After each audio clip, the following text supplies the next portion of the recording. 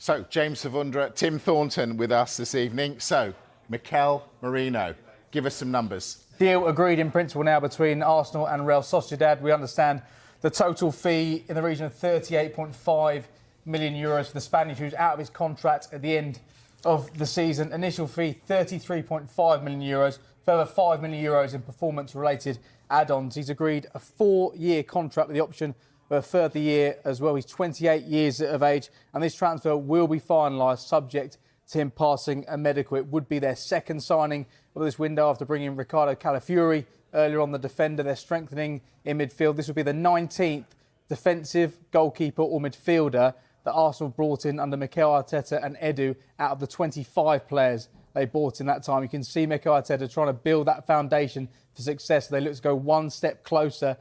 Now, Arsenal are said to have agreed a deal in principle to sign Spanish international Mikel Merino from Real Sociedad. The midfielder is set to arrive on a 4-year contract with the option of a 5th year, and the Gunners would be signing their second signing of the season after Ricardo Calafiori. Craig, what do you think of this? I would put it in the category of solid.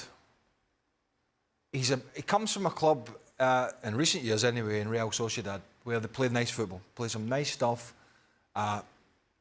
He's a guy that's got, I think, 28 caps for Spain. He's a guy that will just play more of a holding role. He doesn't. He does a little bit of everything. A bit like Declan Rice in a sense, where he will get forward, he will defend, he can tackle, he's got a tidy left foot, he's good at timing his runs into the box. And I'm not saying he's a direct replacement. I mentioned it for Granit Xhaka, but he's a guy that's going to come in and play on that side of the middle of the park and give him a bit of strength in there. And I think for the money, at 28 years old, with that experience, both at club level and at international level, I think it's a good addition to this Arsenal team, if not squad. Where would you put a midfield like that we just saw on that possible starting 11 with him, with Rice and with Odegaard in it? Well, you can move Odegaard maybe just behind the front line. You can do a little bit of everything.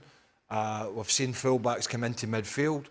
But I think he gives Declan Rice another person in the middle of the park that not only will get into the box, as he's shown for club and country, but will put his foot in as well. And that's something that, well, Jorginho and Thomas Partey were that, but Thomas Partey had a lot of injuries. Jorginho, I think, is a little bit limited in terms of getting around the field. I think this is a good signing for Arsenal. These are good stats for a player as well, Stevie. Aye, no, it's you know, the Calafiori one, I think he is bought to start 100%. He comes straight in when he's fit and plays. I'm not so sure Merino has been brought in to start. I think he's been brought in because he can play whenever they want to play him, whether it's Champions League or FA Cup or League Cup. Yes, he'll play in the Premier League, but in order for Arsenal to challenge to win the league and to challenge in the Champions League, they're going to have a bigger squad. And when you have a bigger squad, to win the Champions League and the Premier League, you need a bigger squad with quality. That's why I think this guy's come in. I'm not so sure 100% that he's been brought in to start as soon as he's fit, unlike the Calafiori one. Frank, where did you have Arsenal finishing in your predictions for the Premier League this season? What do I want to watch? I didn't get it, sorry. Where did you have them finishing in the top 4 when we asked for your Premier League predictions? Arsenal. I think I said second because I'm still waiting for the striker, I have to say. Because I think you said third. Something really missing. Oh, third, you know, third. Yeah, but only the first matters. Does this change anything? Does this change anything only for the you? first matters.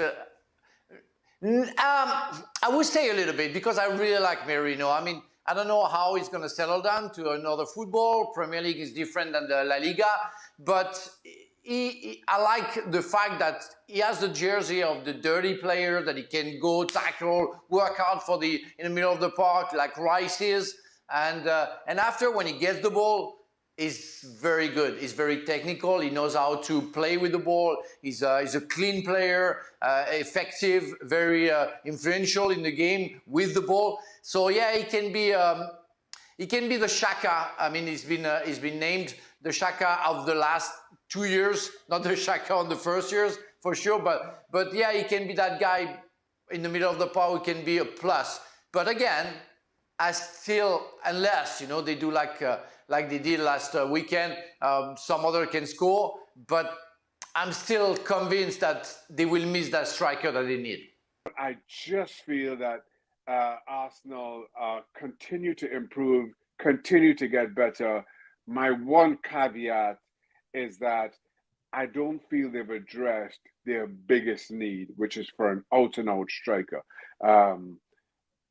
Even so, if they had, I would say without any hesitation that Arsenal go on to win it.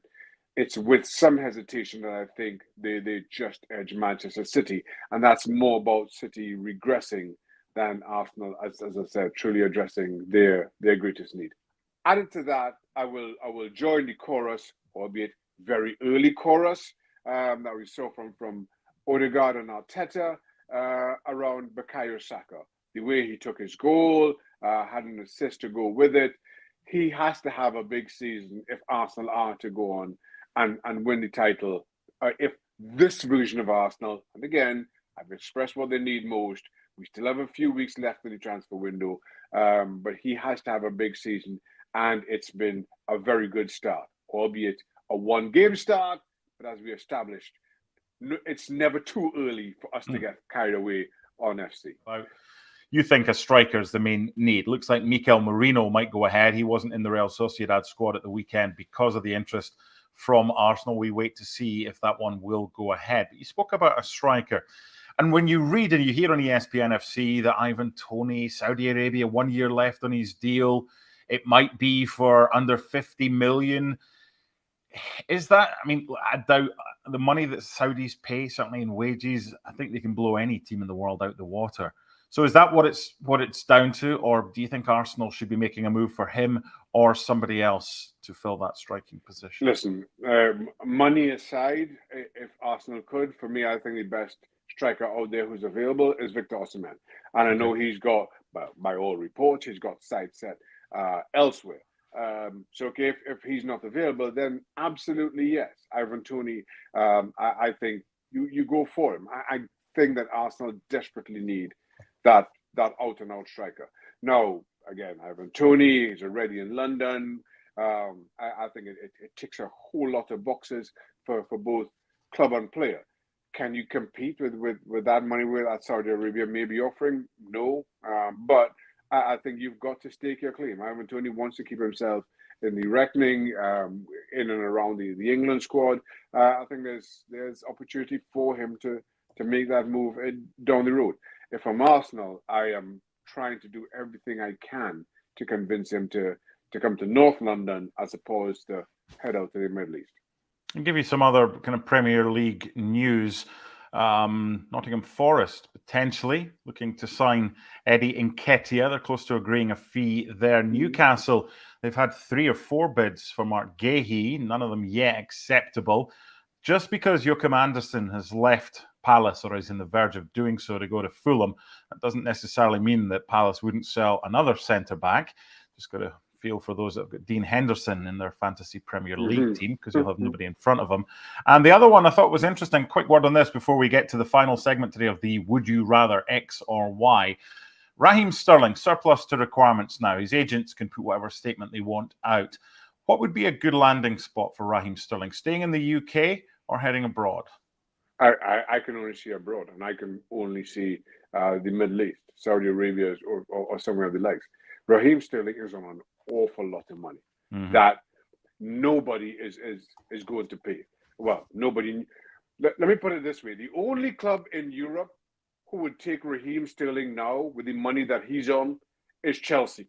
The only club with as crazy a transfer policy, crazy enough a transfer policy to sign Raheem Sterling is Chelsea. So if you surplus the requirements there, I'm not sure where the landing spot is, unless there's some kind of agreement that Chelsea is going to pick up 75% of his wages or something of the sort.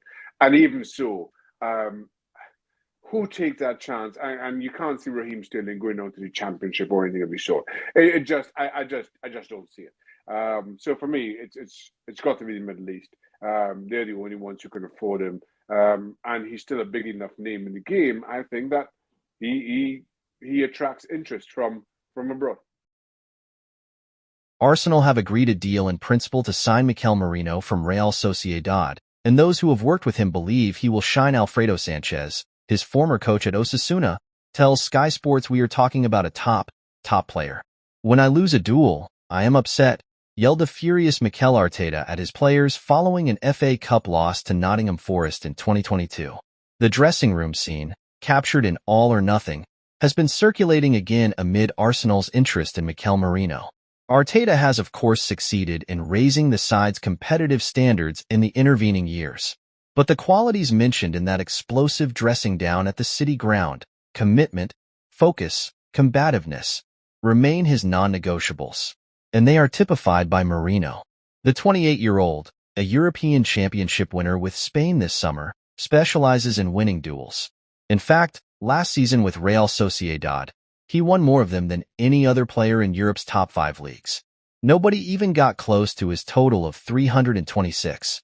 It is worth noting that the next highest player on the list, Newcastle's Bruno Guimaraes, has also been a target for Arsenal in recent years. Evidently, duel-winning ability is something the club have been looking to add in their midfield. Standing at 6 feet an inch, continuing a theme of Arsenal targeting physically imposing players following the additions of Kai Havertz, Declan Rice and, most recently, Ricardo Calafiori, Merino boasts formidable aerial strength as well as a knack for stealing possession. Julian Nagelsmann's Germany found that out at the European Championship, when, following a late run into the box, another of Merino's trademarks, he produced a towering header from Dani Olmo's cross to clinch Spain's semi-final spot in the penultimate minute of extra time. Merino, although not a regular starter for Luis de la Fuente's side, would finish the tournament as one of only 4 players, along with Alvaro Morata, Lamine Yamal and Mikel Oyarzabal, to feature in all 7 of Spain's games as they lifted the trophy. I think that tournament was a good reflection of him, Miguel Fleo, a former teammate at his boyhood club Osasuna, tells Sky Sports. He is used to starting games and being very important for his club, but his role at the European Championship was something different. Although he wasn't a starter, he showed a lot of humility, understanding he could still be important in another way. And as we saw, he was decisive, most of all with his goal against Germany, but also in the games when he didn't score. He just puts the team first and thinks about how he can help. Merino's rise to prominence, albeit after difficult spells with Borussia Dortmund and Newcastle, is no surprise to Fleo or anyone who knew him back at Osasuna, where, having broken into the team at 18, he was a key figure in their promotion to Spain's top flight in 12. He was the soul of the team, despite being very young. Alfredo Sanchez, a former Osasuna player and assistant to Enrique Martin, the club's manager at the time, tells Sky Sports.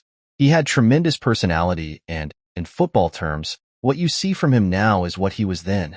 Very active on his left foot, adaptable to different situations, he can pass, he can beat a man, he is strong in the air, and he knows when to arrive in the box. Mikel was always a very complete player, adds Fleo, another graduate of the club's academy. He is technically very good, and he is tactically very intelligent because he understands football so well. His aerial game is valuable both in defensive and attacking set pieces. He can really make the difference in those situations. And then, in terms of his mentality, he is a boy who doesn't feel pressure and has the personality to step up in important games. Merino showed his appetite for the big moments with his winner against Germany in Stuttgart, celebrated in the style of his father, Angel, who scored for Osasuna in a European tie at the same ground 33 years earlier. But it has been apparent since his youth. Indeed, it was only thanks to a run of 6 goals in 8 games by Merino that Osasuna achieved their promotion in 2016, their midfield talisman helping them go up through the playoffs despite having already agreed to join Dortmund at the end of the campaign. He was incredible in those games, recalls Sanchez. Decisive is the word used by Fleo. That was the year he exploded at Osasuna, Fleo adds. He attracted a lot of attention. It did not work out for him at Dortmund, where he struggled to win over Thomas Tuchel. Then, after joining Newcastle, a poorly timed back injury stalled a bright start and left him below Jonjo Shelvey and Mohamed Diam in Rafael Benitez's midfield pecking order. But he is certainly attracting attention again now. Merino, excellent over the course of a 6-year spell at Real Sociedad, during which he has been consistent in terms of his availability as well as his level of performance, has drawn interest from Barcelona and Atletico Madrid this summer, as well as Arsenal. You have to be very good in all facets of the game to reach the level where you have interest from so many big teams, says Sanchez. We are talking about a top player. His role in Osasuna's promotion-winning campaign was as the more attack-minded of two midfield pivots, encouraged to make runs into the box. He had been playing more like a number 10 before we arrived at the club, but we felt he was uncomfortable there, explained Sanchez. We moved him back and found that role to be ideal for him. It is the one he has subsequently fulfilled at Real Sociedad, though, as the left-sided number 8 in a midfield 3, which is probably more indicative of how he might be used at Arsenal. Arteta's 4-3-3 system is similar to Real Sociedad's in the presence of captain Martin Odegaard, a player with whom Merino combined to good effect during the Norwegian's loan spell from Real Madrid in 2019-20, adds another layer of familiarity. The hope for Arsenal is that he could serve as a belated replacement for the departed Granit Xhaka, helping to restore the threat and fluency on their left side, together with Calafiori, while also allowing Rice to revert to his natural position at number 6. Merino is not a like-for-like replacement for Xhaka. He is more physical and less technical. But his relatively low passing accuracy rate of 77% at Real Sociedad can be explained, at least in part, by an inclination to take risks with his distribution. Merino, although comfortable recycling possession and building the play slowly, prefers to direct the ball forward, something which could help Gabriel Martinelli, whose form dipped without Xhaka last term and who is most effective when running onto passes and behind. His character is likely another part of his appeal to Arteta. Merino's footballing upbringing took place in a region of Spain, Navarra, which borders Arteta's native Basque country and shares many of the same sporting principles. An Osasuna player is typically a hard-working, competitive profile, explains Fleo, who spent time coaching in the club's academy after his retirement as a player. We might not necessarily be brilliant players who stand out, but we are humble, reliable, and consistent, and that generally ends up paying off in the long run. Mikel has those qualities, but, of course, the other important thing is that he is brilliant as well. I think Arteta transmits the same things in the way he addresses the press and some of the comments he makes. You can feel that he really likes those kind of players, hard workers who get around the pitch, who have passion, who are not showy or flashy but know how to compete and take care of the details. Merino's competitive character made an impression on Sanchez too. He gets a lot of yellow cards, because he has a lot of heart and he gives everything, he says. But that, coupled with his ability to defend and attack equally well, is how he has got where he is. It is partly for that reason that those who know him are in no doubt about his potential to succeed in England, despite his first spell in the Premier League with Newcastle proving short-lived. I think he was too young when the Newcastle opportunity came, says Sanchez. Different culture, different structure, different kickoff times. He experienced it all very young.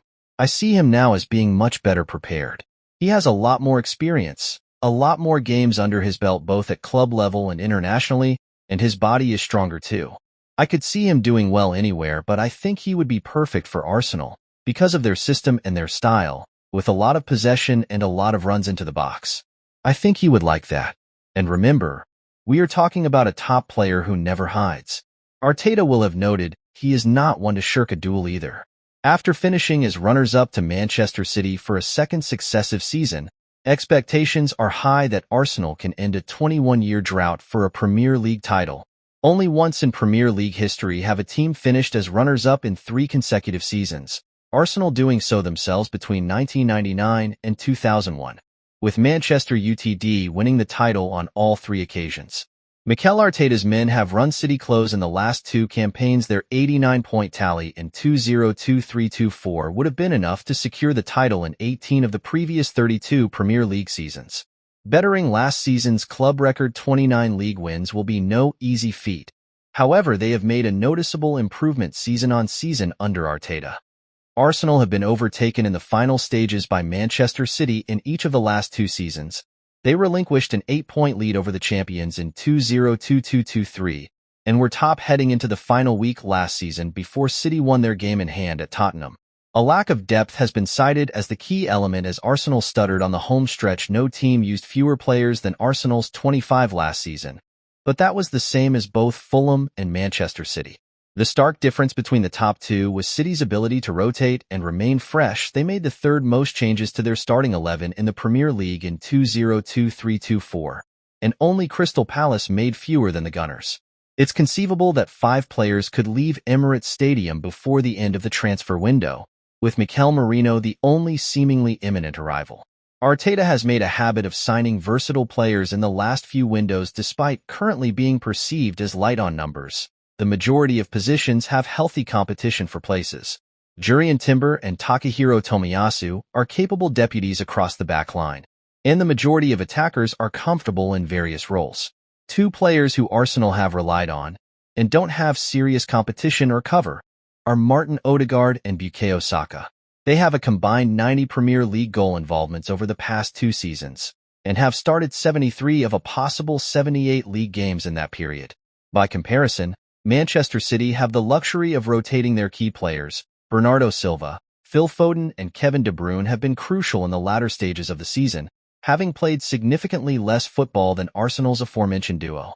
An injection of quality in the final third could be crucial as Arsenal look to go one step further this season. A run of 2 wins from 8 games proved costly in 2022-23. However, they lost only one of their final 18 Premier League games last time out. A 2-0 home defeat against Aston Villa ended up being the decisive result as Arsenal finished 2 points behind City. In fact, Unai Emery's side were the only team to take maximum points from Arsenal last season. Villa have proven to be a thorn in Arsenal's side under Mikel Arteta. Arsenal will need to be near perfect if they are to prevent a 5th successive title heading to the Etihad Stadium. The Gunners will want to exorcise one of the few demons from last season this Saturday. A win at Villa Park could be the catalyst for Mikel Arteta as he looks to finally emulate his mentor Guardiola.